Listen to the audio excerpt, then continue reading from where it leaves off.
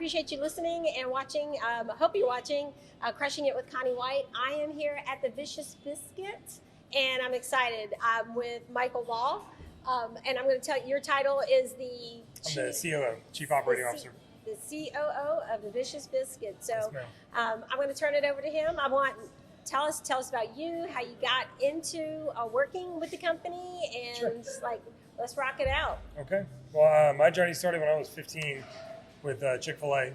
I worked at a mall in Columbia in Irmo, South Carolina, and just loved the hustle and bustle of restaurant life. It was a great job as a kid, and that navigated me through the years, and I ended up connecting with George McLaughlin. He's one of our owners, and he and I worked together with Macalester Zelie long time back in the late 90s and early 2000s, building out the franchise there. And we referenced when we were speaking earlier the kind of the housing crash. When that happened, the franchise kind of sold off, disbanded. We all went our separate ways and did different gigs and learned from different things. And so, lo and behold, he reached out to me. Oh goodness, I guess it was 2019, around October, I think, and said, "Hey, I've got this new thing. I want you to come check out. And just let me know if you think I'm crazy or what." And I was like, "What is it?" He's like, "It's Vicious Biscuit." I was like, "Oh, that's a cool name." And so we came in and checked it out, and brought my wife and my family down, and the one in Mount Pleasant, and I was just blown away. It was amazing. Food was phenomenal. Atmosphere was electric. It was line out the door, which blew my mind. I was like, "Oh, people waiting in line, okay." And so, I just told him, I was like, "George, you got something great here, man. Congratulations." And he's like, "Why don't you just come help me run it?" And I was like, "Well, I'm pretty comfortable where I'm at now, but let me talk to my wife about it." And so it was just a really unique opportunity to get back with George. Man, I respected, honestly, one of my first mentors in the hospitality industry. And, it was a leap of faith, but man, it's paying off. Yeah, and in the hospitality industry is, I would think, a very tough industry to be in. Yeah, you could say that. Yeah. You're dealing with people, and so it looks monotonous, and we do the same thing every day. But because you're dealing with people wild cards. You never know what to expect because there's emotion, there's strife, there's personal things, there's celebrations. It's different every day, and it is one of the more challenging parts, but yet rewarding parts of the industry. Right. And you said it right. The name Vicious Biscuit. That's a pretty cool name. Did he say how he came up with it? So it was actually a home chef, Michael Greeley, and his wife. They were doing it was a pop-up catering gig that they were doing, and local food critic wrote an article or write-up in the city paper about it. And George saw it, and he reached out to Michael and said, "Hey, man," because George was trying to come up with some kind of biscuit concept, and he said, "If your food's half as good as that name, I think we got something special." And so he met up with Michael, and Michael made him the biscuits, made him breakfast that next morning, and they loved it, and they immediately connected, and they got together in test kitchens, built out the menu, and opened in Mount Pleasant, and really didn't know what to expect. This was before biscuits were like the it trend. Breakfast is surging right now, or I guess the term these days is trending. Trending, yeah. And so, we're happy to ride that wave now. We're on the forefront of it, and we're trying to stay ahead of it, and we're looking to expand and just share our love of the industry with as many as we can. Cool. Yeah, I was at the one in Mount Pleasant before, and I happened to be one of the people that was standing in line on the outside. But you do have something that's different. I mean, hate to say it, but when you think about like a pancake house or was it IHOP, a Waffle House, so it's something completely different, a lot more trendy. I think it's more appealing to a lot of the younger crowd. Someone like me, I'm not always looking for the big breakfast. So I think you got a little bit of everything, and you've got like shrimp and grits. That's what my son, that's what the first thing I saw was him eating the shrimp and grits, and it was massive. It is big. The portion is crazy. We specialize in heavy portions. I would go so far as to say a lot of our dishes could be considered family style. Mm-hmm. A lot of our guests don't share, and that's fine. We have to-go boxes for that reason, but we have shareables as well. So, it kind of embodies what we want to cultivate here and there, and that's community. Mm-hmm. It's fascinating to me, coming from the different backgrounds that I had of fast food to Cracker Barrel, Macalester's, the QSR deli, and with Chick-fil-A. It's kind of an electric vibe. The people are here. It's a destination spot. They're excited to come to brunch everybody loves brunch. Mm-hmm. You get to gather with friends, family. It's early in the day, so you haven't had a chance really for life to, hit you in the mouth. And you get to come and you just get to sit and enjoy just cocktails or fresh squeezed OJ and just really good comfort food. And when we do table touches with our guests, we have the absolute best guests in the world. They are stark raving fans, and they are just so energized about our food and the just kind of the atmosphere, the hustle and bustle, I guess you could say, of what goes on here, especially on our peak days on Saturdays and Sundays when there's a line, wrapped around the corner. Yeah. And so you recently just got the liquor license here? We just got it renewed. Okay. So yeah, we renewed here and Mount Pleasant. We kind of double back just to look at a couple things because we're now moving into North Carolina, and so we're learning a lot about. They have a little more stringent laws up there. Everything's through ABC package stores and things like that. It's not reps that come in, and it's not different distributors. It's everything has to be sourced from a select approved store. They have to inventory everything. So we're learning a whole new world with the liquor side. We've actually been pretty shocked at how much we move here. If you sit and watch on a Sunday, it's mimosa craft, Bloody Mary after Bloody Mary, and they're tasty, they're great. And the fresh squeezed OJ makes the difference. I mean, it really does. I'll have to try it one day. Yes, ma'am. So before the camera started and we officially started the podcast, we were talking about kind of the culture of the Vicious Biscuit and what you're looking for and how you give back. So I'd like you to talk about that because I was surprised. When you and I were speaking about it a couple days ago on the phone, I didn't realize that you did that much, or the Vicious Biscuit was that supportive of the community and giving back. Yes, so I've been doing this 30 years, 30 plus years now. I'll just leave it at that. And the restaurant industry is fun. There's never a dull day. But there is a massive stigma that comes along with it. Excuse me. And that is really long hours, really late nights, kind of an unappreciated feeling. You're just working and working and working. And so my previous job, I was fortunate enough to work with a great mentor, Chris Walker, local business operator here with Chick-fil-A, and really just turned the mentality different, like in a different scope for me.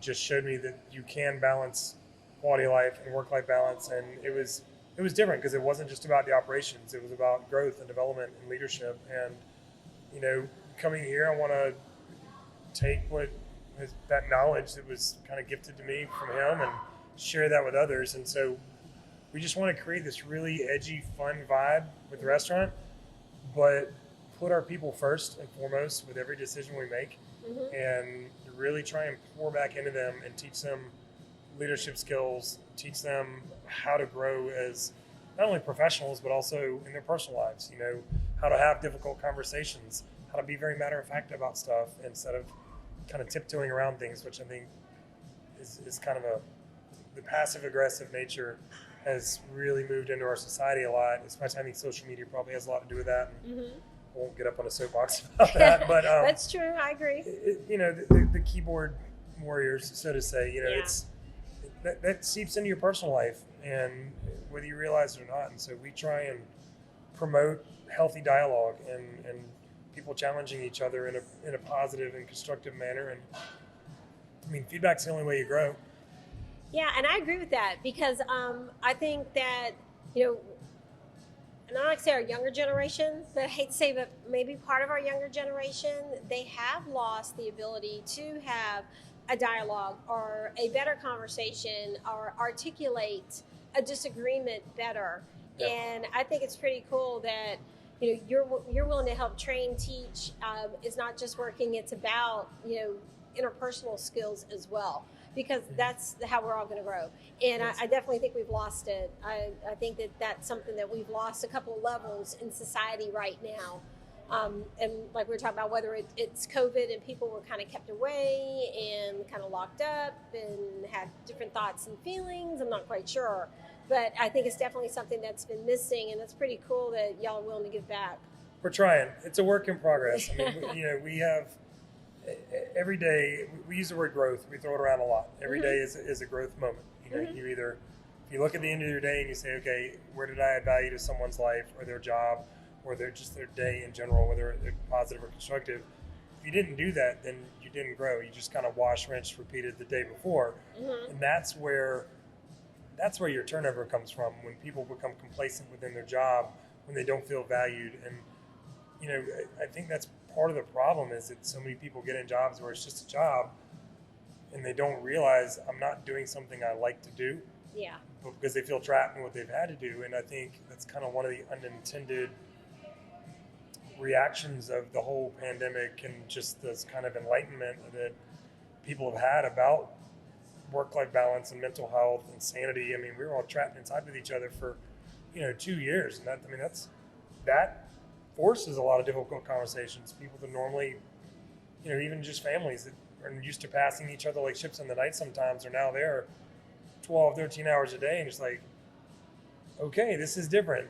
What are we going to do here? Who are you? Yeah, exactly. And so, we just try and teach them. Nobody likes to be the bad guy. And so we're just trying to teach people, it's like, you're doing anyone else that you're trying to communicate with a disservice by not letting them know how what they did or said made you feel, or how it could have been possibly misinterpreted by a guest, or, because otherwise they're just going to keep doing it. Yeah. It's just going to be a reinforcement. But I like what you said about it's not just a job, because that's how I talk about real estate. It's not a job. It's a career. Right. And so I turn it into that. It's not just a transaction. It's just not a house. This is a career that I take a lot of pride in. So I think it's pretty cool that you're trying to translate that to everybody that you're hiring here. It can be a job, but your attitude is what will make it a career. And if you've got the ability to grow, to learn management, to take over a new store, some people may find out, what their abilities are to, maybe open up their own business, find an up and coming chef that you didn't know that you were. I know my son in high school, believe it or not, he started out working at Gilligan's while he was playing football at Stratford High School. And then he ended up being the chef, the cook at Gilligan's. And he is so good at cooking now and grilling. And I mean, he has it. And who would have thought that a senior in high school would have been the cook at Gilligan's? Yeah, you got to find your passion, and I think I'm a father of 3. And so I realized this really quickly through the restaurant world, especially once I had kids, is that time is like the most precious commodity that I think is most undervalued. People lose sight of it. They're like, you don't get that time back. Right. And so, I don't know. I mean, just, you got to find what you're happy with. Otherwise you lose all that time. I went to school for graphic design, and it landed me an awesome career in the restaurant world because I truly love what I do here. I'm wildly passionate about it. And that's the hard part, is like, I want everybody to genuinely be passionate about it as well. Yeah. But I also have to balance that with the understanding that this is not a landing spot for 90% of our young adults. Yeah, it's a stepping stone. Yeah. But while you're here, right, and you're getting paid, we're going to teach you how to interact, how to lead, how to coach, how to work hard, how to be on time, which is an issue with young adults these days. But how not to be on your phone while you're at work. God, the separation of the cell phones. Yeah. Yes. So, and it's funny because we say people eat with their phones first these days, and we're telling them to put their phones away. So it's another way that you have to adapt. Is we're trying to find ways to adapt. Where, how do you figure out how to get them to separate from their phone? Because the phone is literally an extension of people's hands these days. Yeah, it is. You gotta figure out the nuance. Because again, you got to make people happy. It's a new world.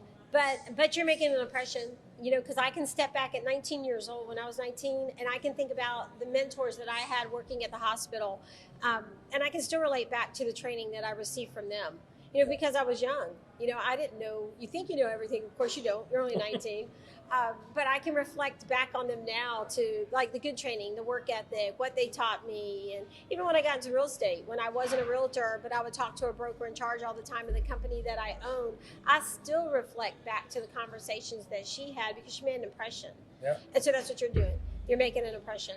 We're trying. We appreciate it. And a positive impression. It resonates with some more than others, but that just makes you realize we got to spend more time with that individual. So we appreciate it. You started from Mount Pleasant. You're up here. Yes, in Somerville. Yep, we opened Somerville, July 22nd of 2020. So we'll be 2 years old this July. It absolutely floors me that it's been 2 years already. I do not recommend opening a restaurant during a pandemic, but hopefully we won't ever have to deal with that again. We've seen challenges that you could not create in your wildest imaginations, and I know that's felt industry-wide everywhere, but it's some nonsensical stuff that we're facing these days. But we still did it. We pushed. We hired and trained a great team, and we hit the ground running. And so here we are 2 years later, and we're looking at opening Charlotte location next, followed by Wilmington right after that, and then we have a spot in Boone, North Carolina, and then we're heading down south to Jacksonville Beach, Florida. And, that's awesome. And we'll be franchising somewhere along the line there as well. Yeah, I can definitely see this working out in Florida. We've got a lot of snowbirds who are living there now that come in for the Bloody Marys and the mimosas. Yes, ma'am. That'd be awesome. Yeah. Yeah, I'm very familiar with the snowbirds. And I worked in Myrtle Beach with Macalesters. That was all summer, just snowbirds. Canadians and everybody from New York and New Jersey just poured into Myrtle, and they love the breakfast. That's cool. And so we're a prime demographic for anybody coming south, so we love it. So for you, I mean, is there more growth for the Vicious Biscuit for you, for yourself and your family, or? I hope so. We're gonna take it as far as we can. We're not gonna. I mean, we're going really fast right now, but this is very planned out. Mm-hmm. And so beyond this, when we start the franchising process, that's a little different because we're gonna have to be very careful with who we kind of offer the keys to the car, so to say, because we are very heavily culture focused in our vision statement, but especially around our core values. But we're only going to grow as fast as our people take us, and so what we're trying to do is build depth, and we would love to promote from within. Like if we can have young adults that go on to become franchisees that are totally bought into our brand and our vibe and our vision, then that's a huge win for us because we get to see them flourish, we get to see them win, and they get to pass it on, and you just create this awesome cycle. We just want nothing but the best success for all of our individuals. For me personally, I'm always looking to learn because this is a new role for me. I've always been kind of in operations more, and now I'm more focused on the operations. And so I'm learning something new every day. And until that stops, I'm going to keep pushing that button. There you go. And so, as we grow, we're going to start adding different layers. We're building a corporation, and we really don't know what we don't know at this point, but we're gonna figure it out on the way. Are you going to have the same rules and restrictions as Chick-fil-A? Because don't you, to own a franchise in Chick-fil-A, you had to have worked at Chick-fil-A? We will not, but we will require. They're going to have to either it's a partnership or somebody's going to have a really great operator. Mm-hmm. Like we're not just looking for somebody that's going to come in and just. Hey, I want to open a business. Right, I've got X amount of money set aside. I want to buy 3 of these. We have to make sure it's sustainable because who we are is very important to us. And, you can see it. It happens to franchises all the time where they start out great and then you get a different experience at this city than you do here. Then your brand kind of tarnishes, and we want to make sure that you get a very, very consistent and very unique experience no matter where you go. We want it to be the Vicious experience. You want food quality to be the same. You want that hospitality, that Southern charm to be the same. Right. And again, we've got to get really great at what we do first before we can expand that. That's good. It's nice that you can admit that. To say, we have to perfect what we're doing first before we can let it get out of control and growth. So absolutely. Yeah, because then it just, I don't know. We take a lot of pride in what we do. And so we're wild perfectionists. So sometimes we have to kind of check ourselves with, are we setting realistic expectations? Because some things are step by step and some things need to be fixed immediately. And you got to take a breath every now and then and realize, okay, I'm dealing with people that A, don't have any experience, B, have too much experience, so they're set in their ways. And so, there you go. Yeah, there's nuance to everything. And, not everything is a life or death immediate answer. So we try and step back and, kind of have those conversations as needed. And you also do catering. So you were telling me what you were doing this morning. That was pretty big. Yeah, so we have a kind of a base model, beta version catering menu. We got out there just to have something to offer guests for like working lunches or buffet style. We've catered a couple weddings. We've done a bunch of last summer we did a ton of post-wedding bridal showers or pre-wedding bridal showers. Mm-hmm. It's been a while since I've been married, so I forget all the terminology. You're fine. when all the bridesmaids and everybody are getting dressed in the morning, and then the groomsmen are going out, so they'll do brunches. That was our number one demographic last year. This year, we did a massive order with a local church, the Coast Church, who's just an amazing organization, and largest catering order I've ever done in my years in the restaurant business, and took both stores and our food truck to pull it off, and the team was amazing. And we got here at 3 a.m. and slinging biscuits right away. That's the part that impressed me. Everybody was here at 3 a.m. pulling together as a team. That's good. Yes, that's ma'am. awesome. We probably had 20 to 25 people working this morning, and everybody was absolutely whatever it takes. On point. We're on it. Yeah, it was amazing. Sometimes you get eye rolls. We don't ask that a lot. It just, you can't pass up an order of that magnitude. If you can figure out how to do it, you figure it out, because that's massive brand exposure from us too, because it was people from all over the country coming in. No doubt. Yes, Well, and I think it speaks volumes of you too, because people have to come in at 3 a.m. It's respect for you, how they're treated, how you treat them, and what the company's doing for them. So Absolutely, yeah. that speaks we volumes. loaded them up with donuts and Red Bull, and it's like revving a car up. It's like, all right, go. So they had a good time. We cranked the music up. We make it as fun as we can. Cool. Well, I absolutely appreciate you letting me kind of jump in and visit the store. I think Sydney's going to walk around and take some some video or some pictures, Sure. so we can get it out here. And some people watch, some people just listen to us. But Okay. I appreciate you so much. Yes, ma'am. It was a awesome. pleasure, Thank Connie. you. Thank you. Yeah, thank you. Appreciate it. I appreciate It you was helping fun. crush it with Connie White.